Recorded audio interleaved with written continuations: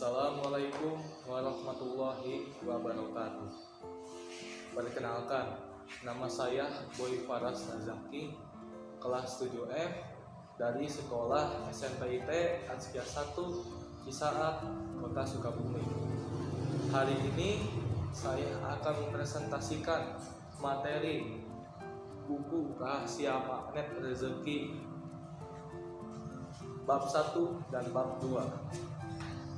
Buku ini menjelaskan tentang pengalaman-pengalaman ajaib yang telah dilalui oleh sang penulis buku ini. Kalau mau lihat bisa lihat sendiri nama penulisnya di atas seperti ini. Ya, baik. Sahabat, kali ini saya akan membahas tentang materi magnet buku Rahasia Magnet Rezeki bab 1 dan bab 2. Oke, kita langsung saja pada materi yang pertama, bab 1. Kalau kita sudah punya buku ini, kita bisa lihat di bab pertama berjudul Dimuliakan. Saya akan lanjut saja, ceritanya akan seperti ini. Tahun 2006, penulis ini diinstalkan sebuah software yang bernama Google Earth. Ia senang sekali melihat pemandangan-pemandangan yang ada dalam Google Earth itu. Contoh saja seperti lahan yang berada dekat pintu rumahnya. Lalu batinnya mengucapkan, wah enak nih kalau lahan ini jadi perumahan. Ucap batinnya pada saat itu. Beberapa hari kemudian, ada seorang Pak Lurah datang ke rumahnya menawari tanah itu. Ternyata tanah yang ditawarkan adalah tanah yang ia lihat di Google Earth beberapa hari sebelumnya. Setelah ditawari, lalu Pak Lurah itu memperkenalkan dengan seorang pemilik tanah itu. Langsung setelah diperkenalkan oleh Pak Lurah, langsung penulis buku ini langsung ke rumah pemilik tanah itu. Ternyata pemilik tanah itu adalah seorang Pak Haji. Terjadilah perbincangan yang sangat intens di antara keduanya. Lalu penulis ini ingin membeli tanah daerah Budi Timur.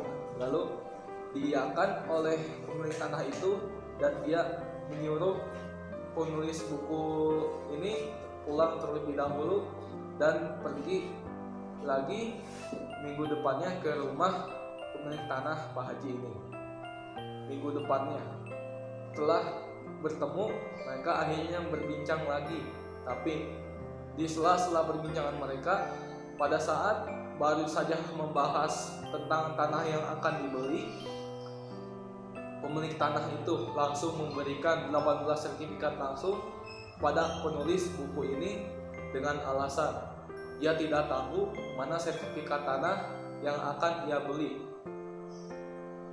Oke, sahabat, saya akan lanjutkan kembali ceritanya.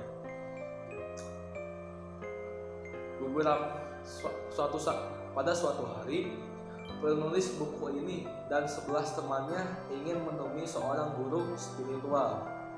Setelah menemui dan sampai di rumah guru spiritual itu, penulis ini menanyakan tentang ekonomi sekarang.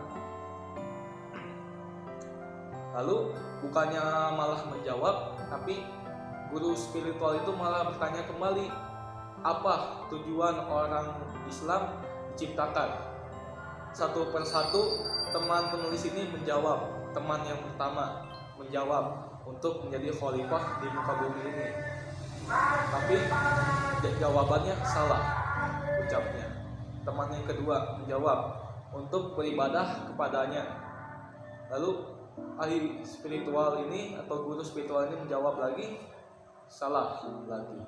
Lalu setelah banyak yang menjawab tapi tidak ada hasil, lalu guru spiritual ini menjawab, prinsip seorang muslim diciptakan adalah untuk dimuliakan. Oke.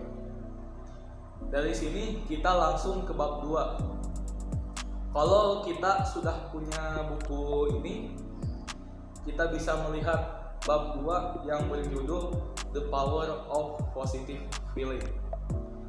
Nah, setelah membuka halaman The Power of Positive Feeling, kita bisa melihat di bawah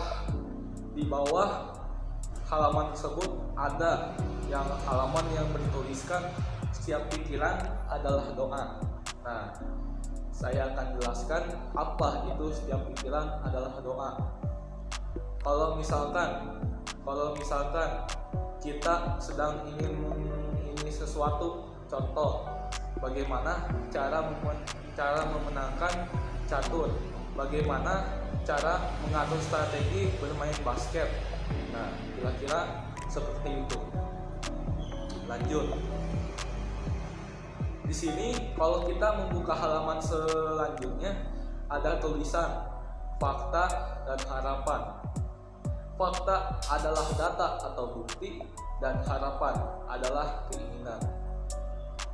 Fakta itu penting bagi kita, tapi alangkah bijaksananya lagi adalah respons terhadap fakta. Contohnya seperti ini. Kalau kita pernah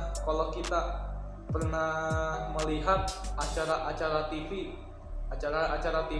misalkan apakah pendapat ini adalah fakta atau tidak? Nah, kira-kira seperti itu. Lanjut. Di sini ada yang namanya husnuzon dan juga ada yang namanya suuzon. Apa arti dari husnuzon? Husnuzon diambil dari bahasa Arab yang artinya husnu, artinya baik, dan uzon artinya prasangka. Dan kalau kita artikan adalah husnuzon artinya berprasangka baik. Dan husnuzon, apa itu artinya husnuzon? Apa artinya suuzon? Suuzon dalam bahasa Arab artinya su'u, artinya buruk, dan uzon artinya prasangka. Dan kalau kita bisa artikan ini adalah suuzon adalah berprasangka buruk. Di sini kalau kita membuka halaman selanjutnya, di sini kita bisa melihat ada yang namanya tulisan Law of Attraction. Law of Attraction ini ada juga nama lainnya yang namanya Law of Projection. Artinya sama-sama, artinya hukum terikat. Di sini kita bisa mengambil kesimpulan bahwa bab 1 kesimpulannya adalah keajaiban bisa terjadi di mana saja dan kapan saja. Dan prinsip seorang muslim ciptakan adalah untuk dimuliakan. Bab 2. Setiap pikiran adalah doa, dan setiap doa akan dikabulkan, dan semuanya itu adalah hal-hal yang positif. Fakta itu baik, tapi alangkah lebih bijaksananya lagi adalah responsnya terhadap fakta itu. Husnuzon artinya berprasangka yang baik, dan suuzon artinya berprasangka yang buruk. Law of attraction dan law of projection artinya sama-sama hukum yang terikat. Sekian penjelasan saya dapat saya sampaikan. Semoga penjelasan ini dapat dimengerti. Terima kasih. Wassalamualaikum warahmatullahi wabarakatuh.